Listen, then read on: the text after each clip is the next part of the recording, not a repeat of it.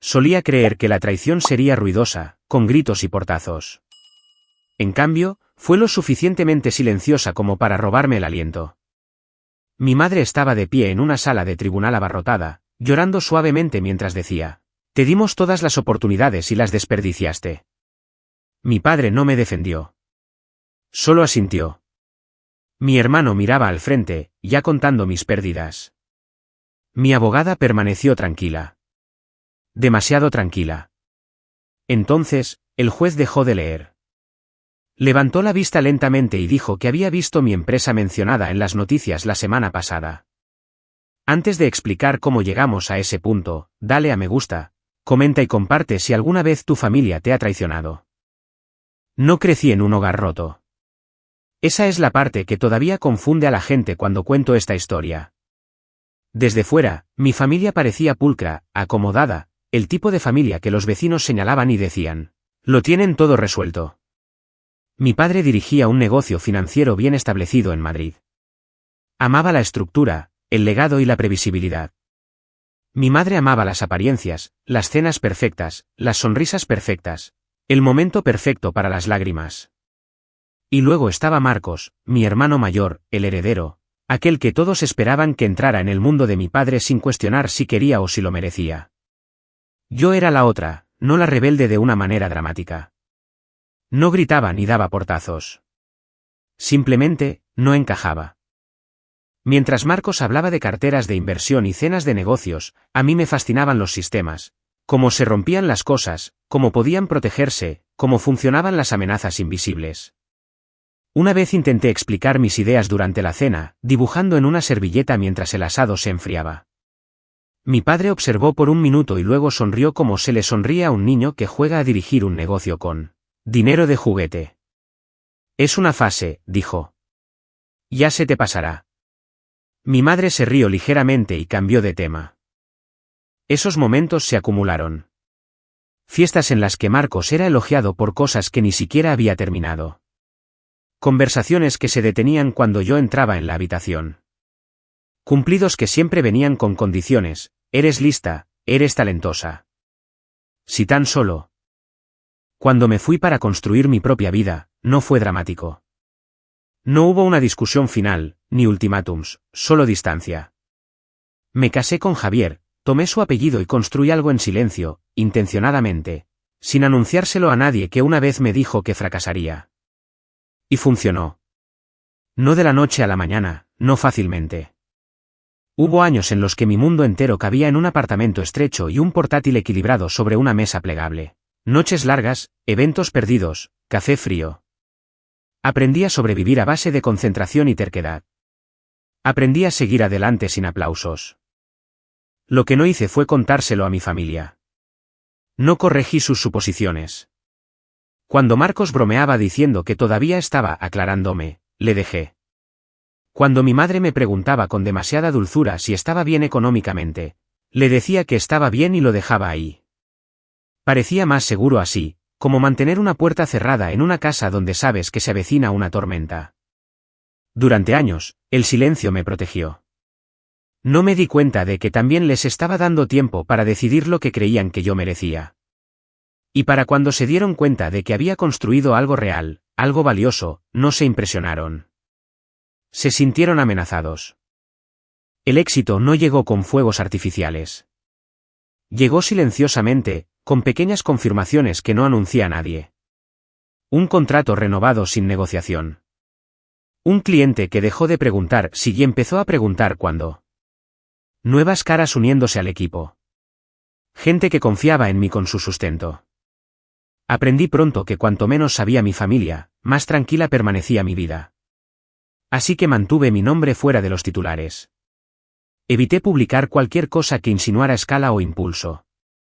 Cuando mi madre hacía preguntas vagas sobre lo que hacía últimamente, mantenía mis respuestas igual de vagas. Tecnología, consultoría, ocupada, nada lo suficientemente impresionante como para invitar al escrutinio. Por un tiempo, funcionó. Luego, Marcos empezó a llamar. No directamente al principio. Pequeños mensajes deslizados en chats grupales, comentarios durante las fiestas. He oído que el sector tecnológico está volátil ahora mismo. Debe ser estresante no tener estabilidad. Siempre dicho con una sonrisa, siempre enmarcado como preocupación. Mi padre también empezó a hacer preguntas, no sobre mí, sino sobre el riesgo, sobre la responsabilidad, sobre si la gente, como yo, entendía las consecuencias. Sentí el cambio antes de entenderlo. La atención se agudizó. Mi madre de repente quería actualizaciones. Me preguntó si había considerado volver más a menudo, reconectar, quizás incluso hablar con mi padre sobre oportunidades.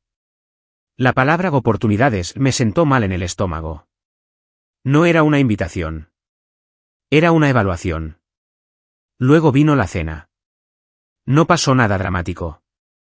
Ninguna discusión, solo un comentario casual de Marcos sobre haber oído que finalmente había conseguido algo decente. Lo dijo como una broma, pero sus ojos no reían. Escudriñaron mi rostro, esperando confirmación, esperando medir cuánto había crecido sin que él se diera cuenta. Cambié de tema. Esa noche, le dije a Javier que algo no me cuadraba. No discutió. Ya había visto ese patrón antes. No los detalles, sino la forma. La manera en que la curiosidad se convierte en derecho cuando ciertas personas se dan cuenta de que podrías tener algo que no aprobaron que ganaras. 2 semanas después, llegó el sobre. Grueso, oficial. Mi nombre impreso demasiado limpiamente en el frente. Recuerdo estar de pie en el pasillo, con las llaves todavía en la mano, mirándolo como si pudiera moverse si apartaba la vista. Cuando lo abrí, las palabras no se registraron de una vez. Quiebra, petición, acreedor, cantidad adeudada, redondeada, segura, precisa. El nombre de Marcos estaba allí como si perteneciera.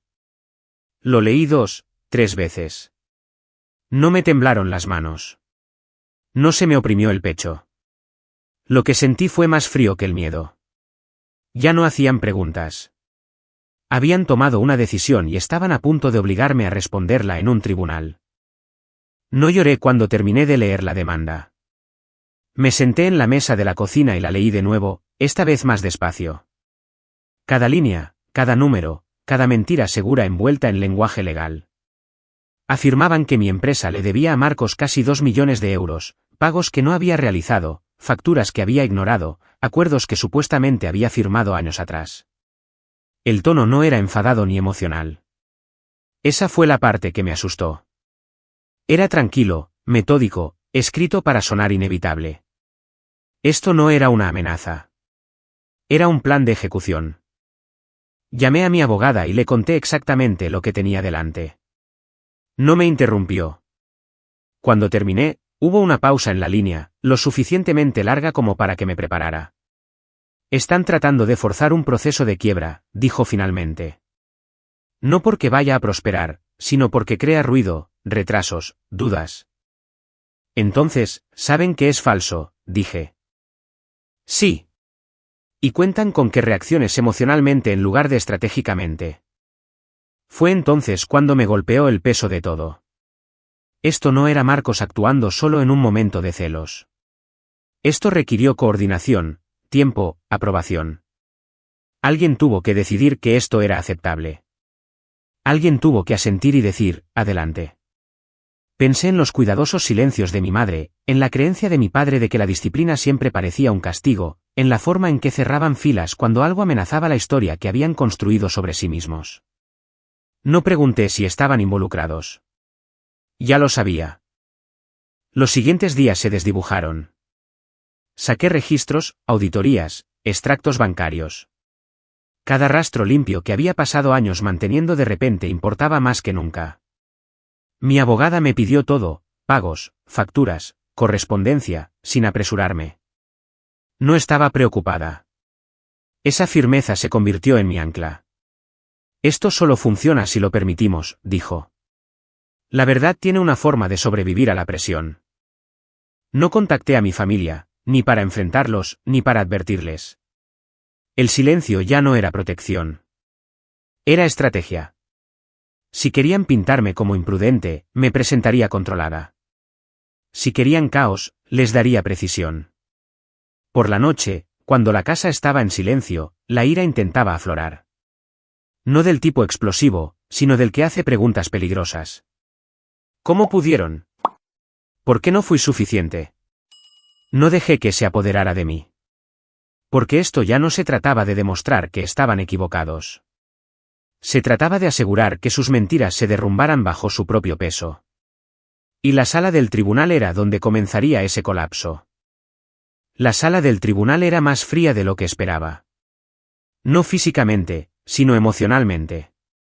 El tipo de frío que se instala en tu pecho cuando cada sonido parece demasiado fuerte y cada movimiento se siente observado. Llegué temprano, no para hacer una declaración, solo para respirar antes de que todo colisionara. Mi abogada se sentó a mi lado, ya organizada, ya preparada, con pulcras pilas de documentos, pagos, facturas, registros auditados, la calma en forma humana. No me preguntó cómo me sentía.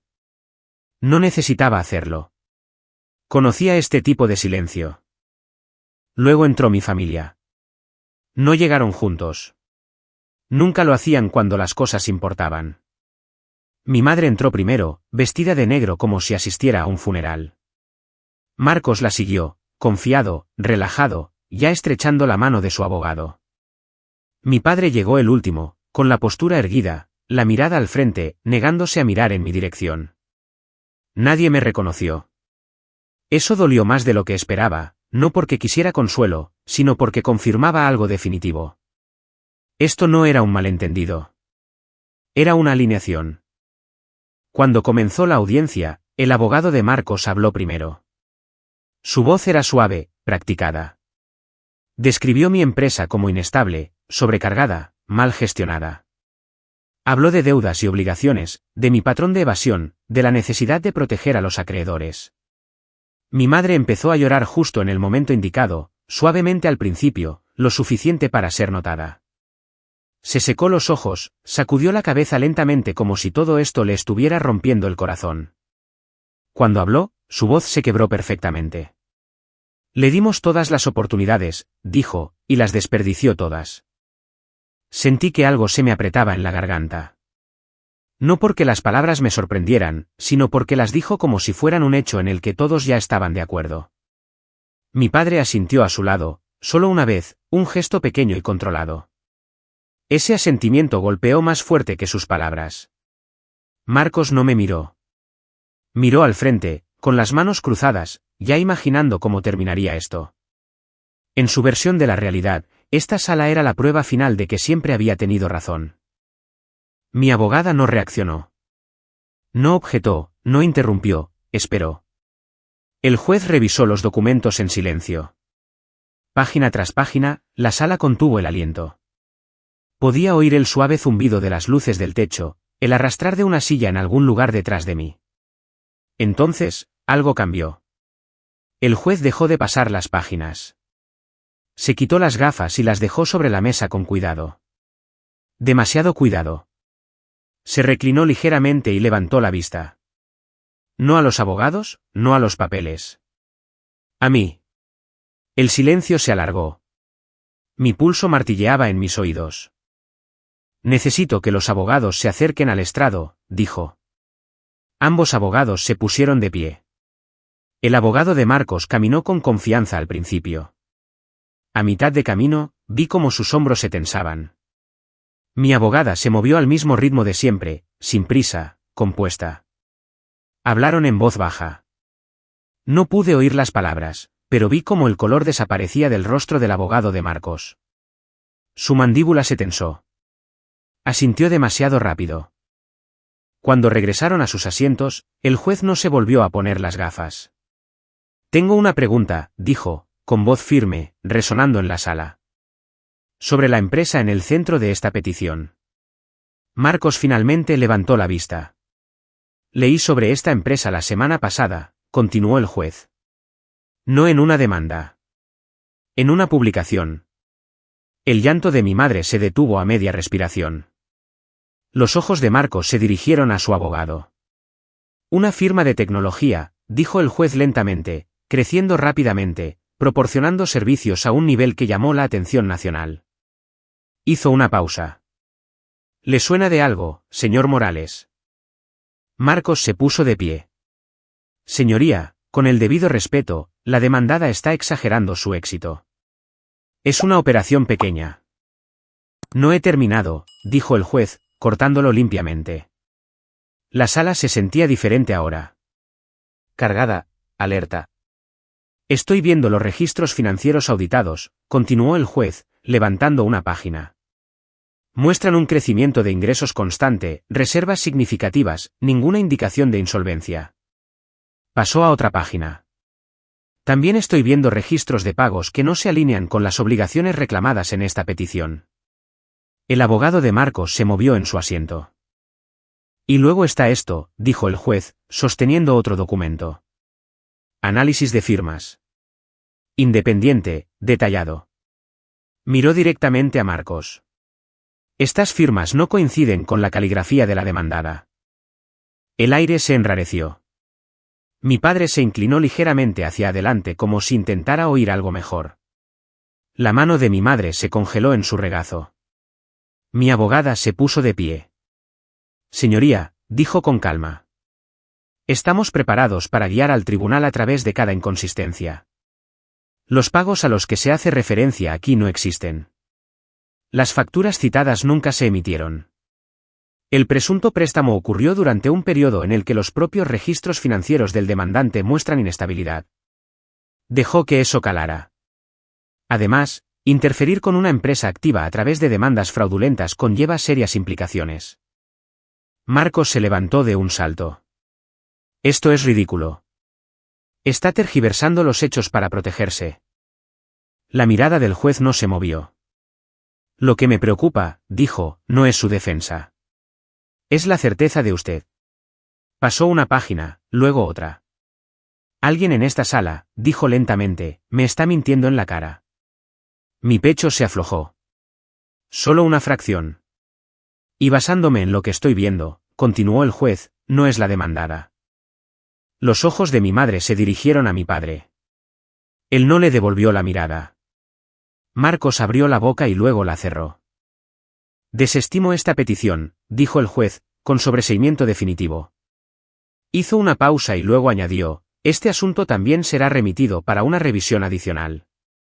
Mi abogada colocó una mano ligeramente sobre la mesa. No sobre mí. No era necesario. Esto ya estaba hecho. Los oficiales del tribunal se acercaron a Marcos y a su abogado. Palabras en voz baja, expresiones serias. Mi familia de repente parecía más pequeña, replegada sobre sí misma. Cuando nos levantamos para irnos, mi madre me agarró del brazo. Elena, susurró, el pánico infiltrándose en su voz. Estábamos tratando de ayudar. Miré su mano y luego su cara. No, dije en voz baja. Estabais tratando de tener razón. Me di la vuelta antes de que pudiera responder. Detrás de mí, oí a mi padre decir mi nombre. No me detuve. Las puertas del tribunal se cerraron con un sonido que se sintió definitivo. Y por primera vez desde que esto comenzó, ya no me estaba preparando para el impacto. Estaba alejándome de él. Las consecuencias no llegaron de golpe. Nunca lo hacen. Se movieron silenciosamente, como suelen moverse cuando no queda nadie para protegerlas. Marcos dejó de llamar primero. Luego lo hizo su abogado. No supe los detalles directamente, solo lo que se filtraba por los bordes de conversaciones de las que ya no formaba parte. Revisiones, preguntas, cosas que se estaban investigando, el tipo de lenguaje que la gente usa cuando la certeza los ha abandonado. Mis padres probaron un enfoque diferente. Un mensaje de voz de mi madre, suave y cuidadoso, explicando que nadie quería que las cosas llegaran tan lejos. Un mensaje de mi padre que sonaba más a una declaración final que a una disculpa. Habló de la familia, de la reputación, de cómo los errores no deberían definir a alguien para siempre. No respondí. No por rencor, sino por claridad. Lo que habían hecho no fue un error. Fue una elección. Y las elecciones no se disuelven solo porque el resultado sea incómodo. El trabajo siguió adelante. Las reuniones se reanudaron. Los plazos volvieron a importar. Mi equipo se presentó como siempre lo había hecho, concentrado, firme, confiando en mí sin pedir explicaciones. Esa confianza me ancló más de lo que cualquier veredicto podría haberlo hecho. En casa, la vida se suavizó. Las noches eran más tranquilas. La tensión constante con la que había aprendido a vivir finalmente liberó su agarre. Dormía mejor, pensaba con más claridad. Por primera vez en mucho tiempo, mi éxito no se sentía como algo que tuviera que defender. No gané viéndolos caer. Gané permaneciendo quieta mientras la verdad hacía lo que siempre hace. Se sostuvo. Aprendí algo que desearía haber sabido antes. La familia no se define por quién comparte tu apellido. Se define por quién está a tu lado cuando la verdad se vuelve incómoda. Algunas personas solo te quieren cuando eres lo suficientemente pequeño como para controlarte. Cuando superas ese papel, lo llaman traición. Si esta historia te resulta familiar, no estás solo. Comparte tu opinión en los comentarios.